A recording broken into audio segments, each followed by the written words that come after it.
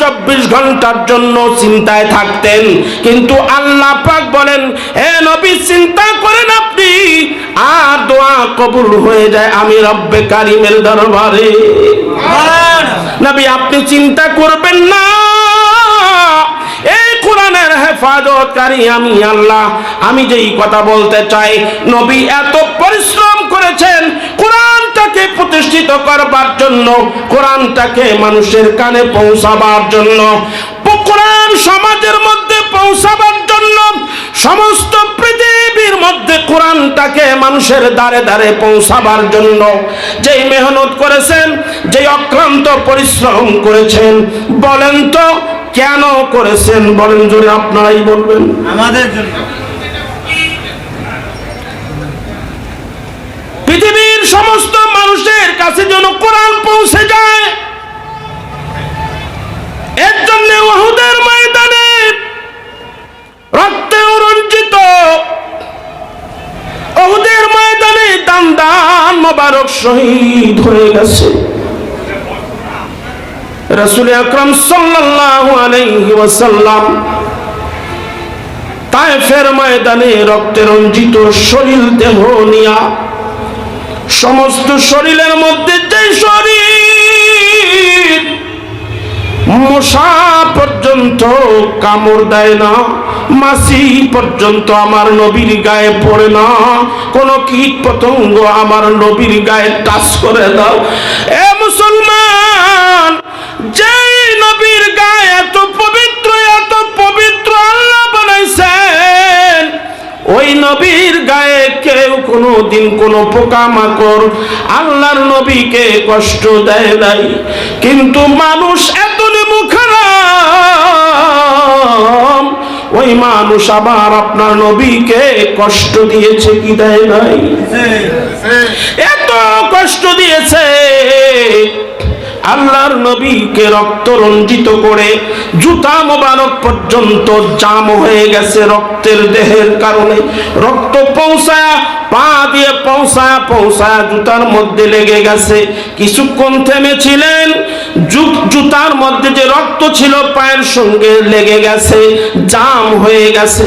চিন্তা করে দেখেন আল্লাহর নবীর কতগুলো রক্ত প্রবাহিত হয়েছে। কেন হয়েছে বলেন? আমি আপনাদের একটু অনুভূতি জাগাবার জন্য বলছি। এ মুসলমান,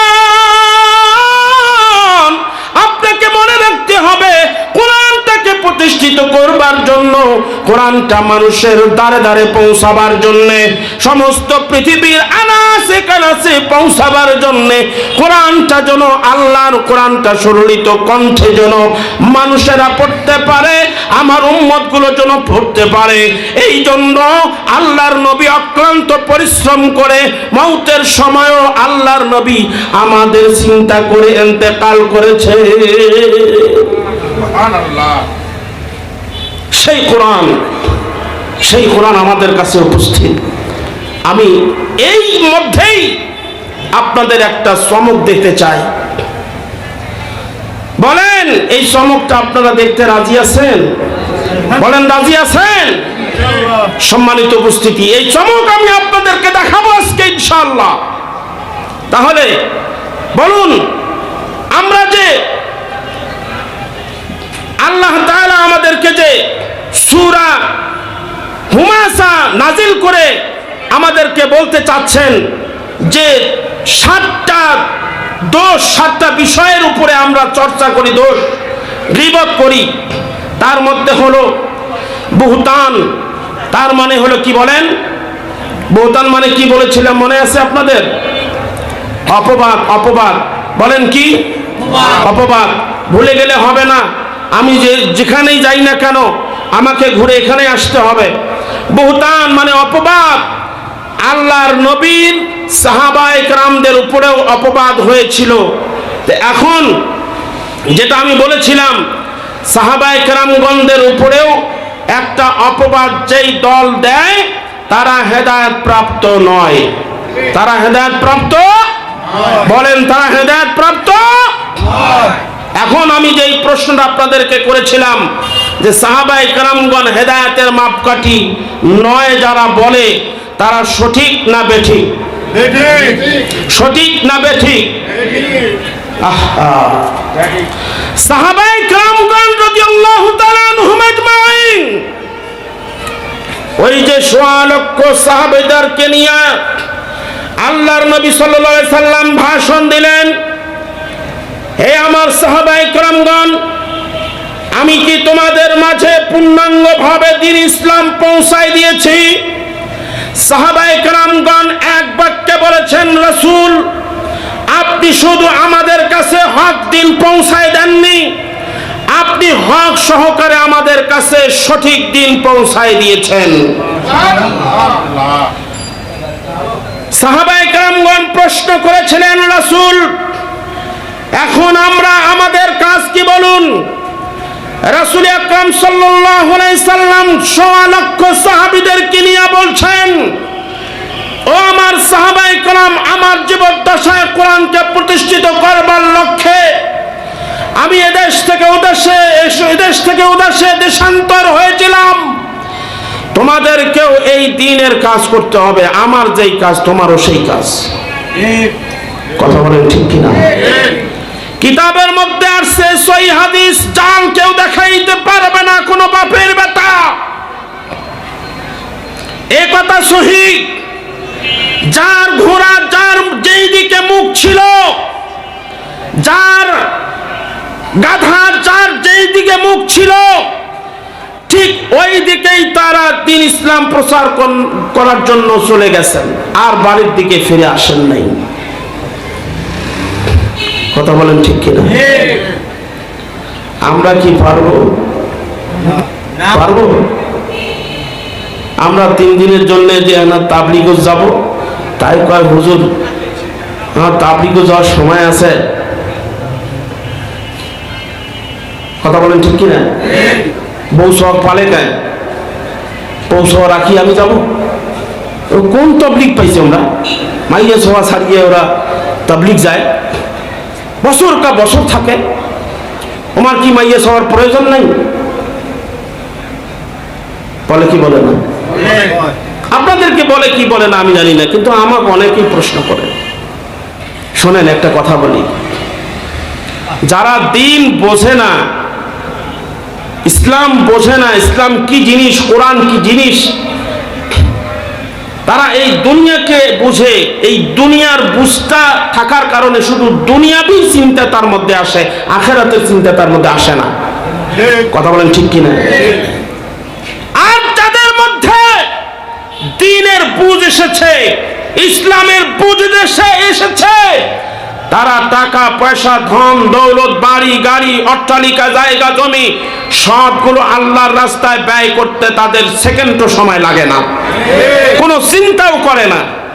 এখন এই মুহূর্তে যদি বলি, ভাই আপনার পকেটে 50,000 টাকা আমি দেখেছি, এই মুহূর্তে আল্লাহর ওয়াস্তে, আল্লাহর জন্য 50,000 টাকা আমার টেবিলের কাছে নিয়ে আসেন, আল্লাহর জন্য, আমার পকেটের জন্য না, আল্লাহর জন্য।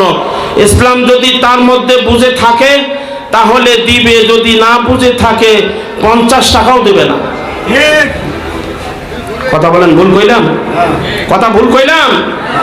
সম্মানিত উপস্থিতি, আচ্ছা বলেন তো, আল্লাহর রাসূল একটা হাদিস বলে গেছেন, খায়রুল কুরুনি কারনি সুম্মাল্লাযীনা ইয়ালুনাহুম সুম্মাল্লাযীনা ইয়ালুনাহুম। আল্লাহর নবী বলে গেছেন, আমার সাহাবায়ে কেরামগণ যে কোরবানি আমার দ্বীনের জন্য করেছে, আমার সাহাবায়ে কেরামগণ আমার দ্বীনের জন্য যে সহযোগিতা করেছে, এইরকম সহযোগিতা আমি আর কারো কাছে পাই নাই। আমার সাহাবায়ে কেরামগণ এত দামি, এত দামি, কেউ যদি আমার একটা সাহাবী, সর্বনিম্ন সাহাবীর যদি কেউ অনুসরণ করে, তাহলে তার জন্য হেদায়াত যথেষ্ট হয়ে যাবে। বলেন, এই কথাটা কি আমি নিজে বানোয়াট কইলাম নাকি রাসূলের হাদিস থেকে বললাম? হাদিস থেকে। আবু বকরের মতো সাহাবীর প্রয়োজন নাই। ওই যে সাহাবী আল্লাহ রাসূল রাসূলের কাছে গেছে, বলছে ইয়া রাসূলুল্লাহ, ইয়া হাবিবাল্লাহ, আমাকে কালেমা পড়ায় দেন, আমি মুসলমান হয়ে যাব। আল্লাহর নবী কালেমা পড়ায় দিয়েছেন। আল্লাহর নবীর হাতে বায়াত হয়েছেন, ইয়া রাসূলুল্লাহ আমাকে কালেমা পড়ান। আল্লাহর নবী সুন্দরভাবে কালেমাটা পড়ায় দিয়েছেন। এইবার লা ইলাহা ইল্লাল্লাহু মুহাম্মাদুর রাসূলুল্লাহ, আশহাদু আল্লা ইলাহা ইল্লাল্লাহু ওয়াহদাহু লা শারীকা লাহু ওয়া আশহাদু আন্না মুহাম্মাদান আবদুহু ওয়া রাসূলুহু পড়তে দেরি, কিছুক্ষণ পর যুদ্ধের দামামা বাজতেছে মুসলমানদের পক্ষে কাফেরদের বিরুদ্ধে। মুসলমানরা ডাক দিয়ে বলছেন, এ তোমরা কেউ আসো, আল্লাহর জন্য জিহাদ করে শহীদ হইয়া যাইবা। ওই সাহাবী আর দেরি করে নাই, এক ওয়াক্ত নামাজ পড়ার সময় পাই নাই। আল্লাহর নবীকে ডাক দেয়া বলে, নবী, ওগো নবী, আমি কালেমা পড়েছি, আমি মুসলমান হয়েছি। আমি দিন রক্ষার জন্য, আল্লাহর দিন কায়েম, আল্লাহর কালেমার পতাকা জমিনের মধ্যে উড্ডীন রাখার জন্য আমি জীবন দিতে রাজি আছি। নবী, আপনি যদি আমাকে অনুমতি দেন, আমি জিহাদে অংশগ্রহণ করি। আল্লাহর বান্দা, জিহাদে কোনো চিন্তা নাই, বাড়ি ঘরের কোনো চিন্তা নাই, শুধু কেবলমাত্র কয়েক মিনিট হলো ইমানদার হওয়া। এমন ইমানদার হইছে, নবীর ফয়েজ বরকত এমন ভেতরে ঢুইকা গেছে রে মুসলমান। 5 মিনিটের মুসলমান, কিছুক্ষণ পর 10 মিনিটে শহীদ, আল্লাহর জান্নাত তার ওয়াজিব হয়ে গেল। কি মনে করেন আপনি? এই লোকটাই হলো আদনা সাহাবী। এই লোকটার ঈমানের উপরে কেউ যদি একটু খেয়াল করে, তাহলেই তার হেদায়েতের জন্য আল্লাহর নবী বলে যথেষ্ট হয়ে যাবে। আচ্ছা বলুন তো, ওই লোকটা নামাজ, ওই আল্লাহর নবী সাহাবী নামাজ পড়ার ওয়াক্ত পায় নাই, নামাজ পড়ে নাই, ঈমান আনছে, শহীদ হয়ে গেল। কিন্তু যদি ওই আল্লাহর সাহাবী, আল্লাহর নবীর সাহাবী যদি বেঁচে থাকতেন, নামাজের ওয়াক্ত পাইতেন, নামাজ পড়তেন কি পড়তেন না? পড়তেন।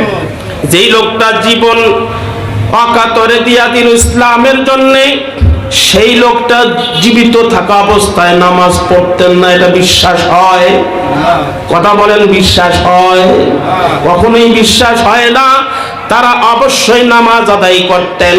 এ মুসলমান, আমি বলতে চাই, সাহাবায়ে কেরামগণ যেভাবে দুনিয়ার মধ্যে কষ্ট করেছেন, আল্লাহর নবী বলেছেন, খায়রুল কুরুনি কারনি সুম্মাল্লাযীনা ইয়ালুনাহুম সুম্মাল্লাযীনা ইয়ালুনাহুম। এ দুনিয়ার মানুষ, শুনে নাও, আমার জীবদ্দশায় আমার জামানাটা এত দামি, হযরত আদম আলাইহিস সালাম থেকে শুরু করে কিয়ামত পর্যন্ত যত জামানা তোমরা দেখবা, আমার জামানাটাই হলো সর্ব উৎকৃষ্ট জামানা। একটু আস্তে কোন সুবহানাল্লাহ। আমি এই জন্য একটু আপনাদেরকে জাগাবার জন্য জোরে জোরে সুবহানাল্লাহ বলতে বলি। কেন জানেন? একঘেয়েমি ওয়াজ করলে অনেক সময় জিম আসে, জিম আসার পরে আপনি নাই হয়ে যান। এই জন্য আপনাদের একটু কষ্ট করাই, বলাই যে আপনারা একটু জোরে জোরে সুবহানাল্লাহ বলেন। একটু তাকবীর দেন তো। নারায়ে তাকবীর।